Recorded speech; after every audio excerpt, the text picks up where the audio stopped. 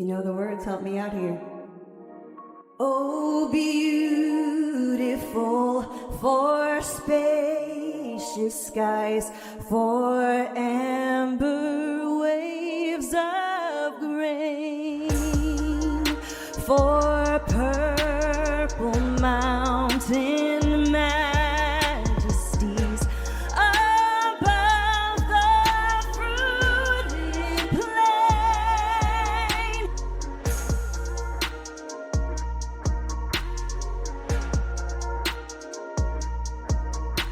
Well, everyone, get ready for what can only be called one of the most intense and, jaw-dropping battles in recent entertainment media history.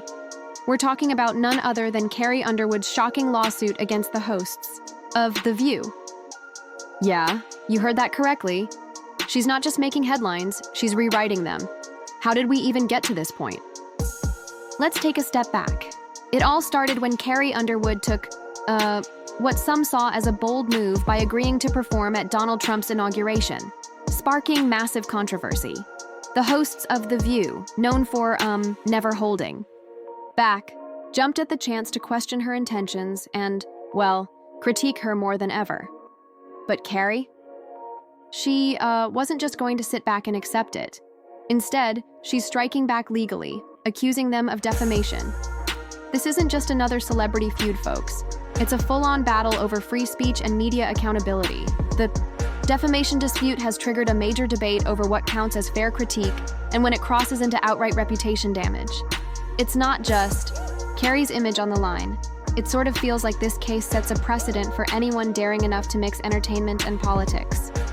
Quick pause. If you appreciate bold analysis and fearless opinions, don't forget to hit subscribe. Did you just subscribe? Amazing. Now back to the story. So, let's break down this Carrie Underwood situation and the decision that, caused a media firestorm. The setting? Donald Trump's inauguration. Controversial in itself, don't you think? What makes this whole ordeal even more, sort of, incredible is Carrie herself.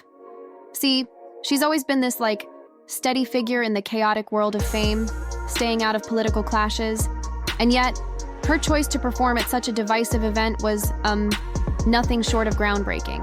If you know the words, help me out here. Oh, beautiful for spacious skies, for amber waves of grain. This was an event that, will forever be linked to the most controversial political period in American history. For some, her performance was a display of patriotism, an effort to send a message of unity to a fractured nation. Superstar Carrie Underwood has spent most of her career avoiding political talk, but she's set to perform at the upcoming inauguration. She said in a statement that she's doing it because the country must come together in the spirit of unity and look to the future. And lots of her fans aren't thrilled about it, but lots of her fans are. So let's put this in perspective here. What do y'all think? I personally hope we're moving beyond the era of politics where we want to cancel people's livelihoods because we don't like their politics. And whether it was the Dixie Chicks for criticizing George Bush, didn't agree with it then, and Carrie Underwood, if you have a problem, you register your complaint by not downloading her songs and not going to her shows. Right. But I also think from a business standpoint, it's not a bad decision for Carrie Underwood. 75 million people voted for Trump. Artists tend to skew left-leaning, so she's overnight going to become an icon of MAGA and the American right. She's probably going to make a lot of money off of it. So I get why she did it. I see. Others, however, viewed it as an implicit approval of Trump's highly controversial policies. Country music, I think I'll tell you right now, I wouldn't do it, even though I can't sing. You would not sing? No, I would not. I would not normalize him. And she says, I love our country. How do you love your country and support and normalize somebody who was a convicted felon who really wants to destroy the country, in my opinion?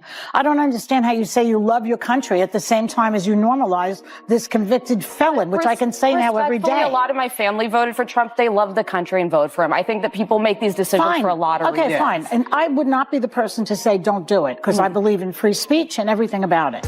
I personally would not do it. No one's asked me, but that's another story. I would love for you to do a roast at the Trump inauguration. Yeah. Okay. Oh, no one knows how to. The lawsuit aimed to HT. This was an event that, will always be tied to one of the most controversial political eras in American history. For some, her performance was an expression of patriotism, an attempt to send a message of unity to a divided nation. Others, however, saw it as an unofficial endorsement of Trump's controversial policies.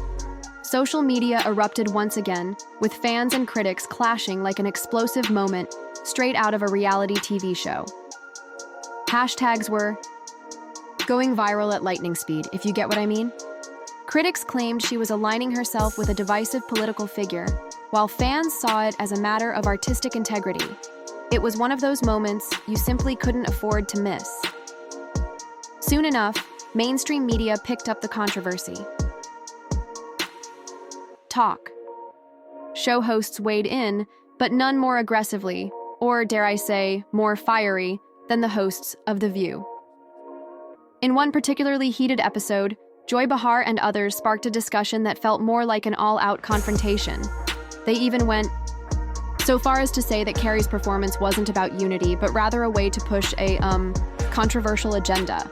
The reaction? Immediate and intense. Carrie Underwood decided she wasn't going to let her intentions be misrepresented. Many artists might, step back in the face of backlash, but Carrie made an unexpected move. She chose to take legal action. Yes, she filed a defamation lawsuit against The View's hosts.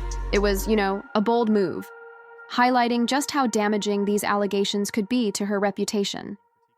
Hold the hosts accountable for their televised statements, arguing that their comments were misrepresented, unnecessary, and, defamatory. This legal battle became part of a much larger debate about free speech, media responsibility, and the question of whether public figures should have limits on the criticism they receive. This wasn't just a lawsuit, it was the beginning of a gripping courtroom showdown, one that would define just how blurry the line between personal expression and defamation can get. Now, let's dig a little deeper. Carrie's stance wasn't just about defending her image, it was about raising a bigger issue of media accountability.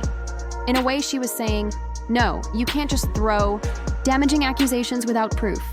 Her decision sparked yet another debate on media ethics and the role of celebrity voices in political landscapes. The music industry, fans, and even political figures started weighing in. Some country artists praised Carrie's bold move. Others expressed concern that taking legal action against a major media platform could set a dangerous precedent. But one thing was undeniable. This bold stand stirred emotions. Some were outraged. Others were motivated by her defiance.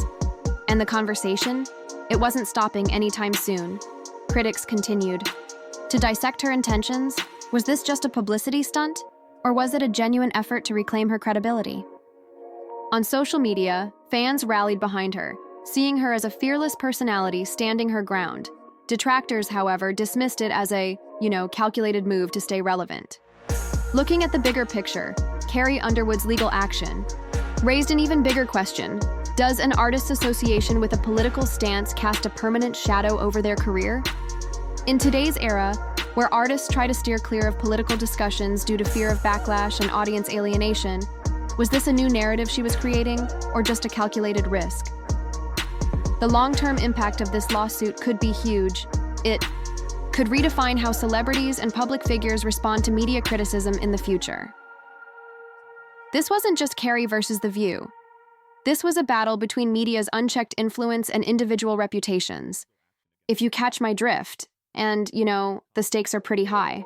Even people outside the entertainment industry are closely watching this case, because honestly, when was the last time we saw a controversy of this scale in the American media landscape? The lesson here is simple. Sometimes, standing by your convictions isn't just about words. It's about taking action when those convictions are, let's be real, under attack. So what do you guys think? Does Carrie's stance resonate with you, or is this just a massive publicity play? What's your opinion on public figures taking legal action against media criticism? Drop your thoughts in the comments and let's keep this discussion alive.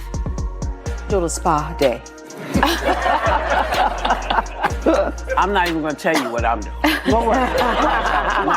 not telling. I'm not telling. No, because it was always in the books. Who knew this was going to be the day that we chose? Because it's also a very interesting day, right? The 21st. It's Martin Luther King Jr.'s birthday. Yeah. Yeah. Wow. Yeah. And you can choose to celebrate it how you want. You can honor MLK. I'm going to honor him and at the And get a spot. spot. At the spot. Well, as long as it's a free country and it holds, Yes. I would agree with everybody. It is a free country at the moment. Well, yeah, but it's up to us to make sure that doesn't start to change. Yes. Right. Well, that's we're trying. Well, we're trying, yes, and it's important not to forget that we have that right. It is up to us. Yeah. Now, there are other people performing too, and I don't really even want to bring it up.